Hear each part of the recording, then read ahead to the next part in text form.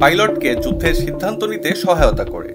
তাছাড়া এতে রয়েছে হাইব্রিড স্টিলথ ও ডগফাইট ক্যাপাবিলিটি। অন্যান্য স্টিলথ বিমান যেমন F-35 মূলত বিভিআর বা বায়ন্ড ভিজুয়াল রেঞ্জ যুদ্ধে দক্ষ, কিন্তু Su-57 স্টিলথ থাকার পাশাপাশি ক্লোজ কমব্যাট যুদ্ধেও অত্যন্ত কার্যকর।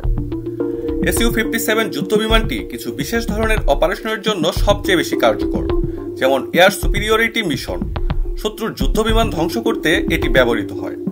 স্ট্রাইক মিশনে শত্রুর স্থলভাগে হামলার জন্য উন্নত অস্ত্র সজ্জিত করা হয়েছে এতে। ইলেকট্রনিক ওয়ারফেয়ার যুদ্ধেও এটি শত্রুর রাডার ও কমিউনিকেশন সিস্টেম জ্যাম করতে পারে। স্পেশাল অপারেশন যেমন রাশিয়ান স্পেশাল ফোর্স গোপন অপারেশনে এটি ব্যবহার করে। Su-57 এর প্রতি ইউনিটের দাম আনুমানিক $35 থেকে $50 মিলিয়ন।